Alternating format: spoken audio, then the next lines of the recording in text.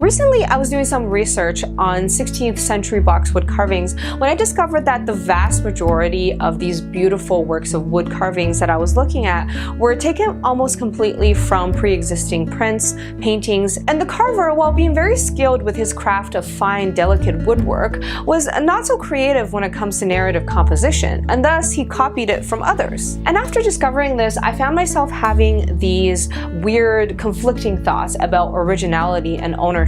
On the one hand, I really don't like the idea of someone just blatantly copying other people's work. But on the other hand, I'm kind of glad he did it, because otherwise he wouldn't have been able to make such beautiful, amazing works of art that stood the test of time, unlike many prints and paintings. And who knows, maybe these printmakers and painters that this guy borrowed from were totally okay with it. We don't know for sure, because one, this was a long time ago, these people are dead, we can't ask them, and two, back in medieval Europe, intellectual property and copyright law really wasn't a thing. Sometimes when I talk to people about art, they think that most artworks are 100% original. But if you really thought about this proposition, 100% original, can you really find something ever that's 100% original? Because I think the reality is most people, most artists, borrow inspiration and materials from other people. And that we make art based on the world around us, based on what we see and what we know. We borrow ideas from people all the time, whether it's people from history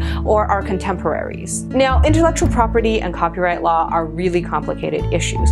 I would suggest watching this series if you need a crash course. So sometimes as a creator, we want others to use our creations, but maybe we want there to be limitations on what they can use it for, or we would like to receive attribution for them doing so. And sometimes we want to use and build on other people's ideas, but we want to do it respectfully, and we want to make sure we have their permission to do so. So how do we do that? Well, we could go up and ask each and every person individually. But what if there are thousands or maybe millions of people who want to use a thing? Or what if you want thousands or millions of people to use your thing? What if you're not sure how to give permission? Or what if you're not sure how to get permission? Well, for the past 15 years, there has been actually a solution. It's called the Creative Commons, which is a nonprofit organization that provides free licenses and tools to creators that allows them to share their works with others to use, reuse, and/or transform. This is not the same as putting your work into the public domain, where anyone can use it in whatever way they want and you give up all the rights to your work. This is a way for creators to reserve some rights to their work, while at the same time giving others permission to use it in ways that they agree with. For example, you can allow others to use your work, but one of the criteria is that they have to give you credit. Or you're okay with people using your work, but you're not okay with people making modifications to it without your permission. Or you're okay with people using your work, transforming it, modifying it in whatever way they want, but you don't want it to be used commercially. Or any combination of the above. Creative Commons provides us with ways to do that,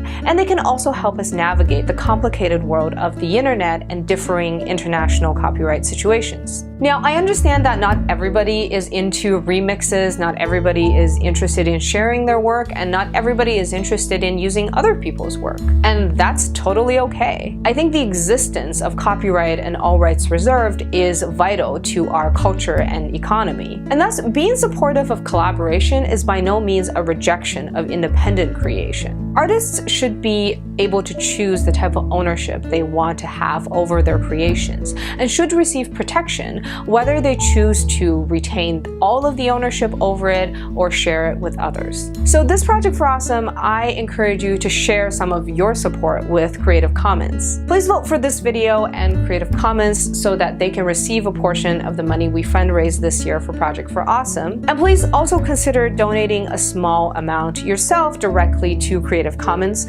I will put a link in the description. Thanks for watching, and EFTBA.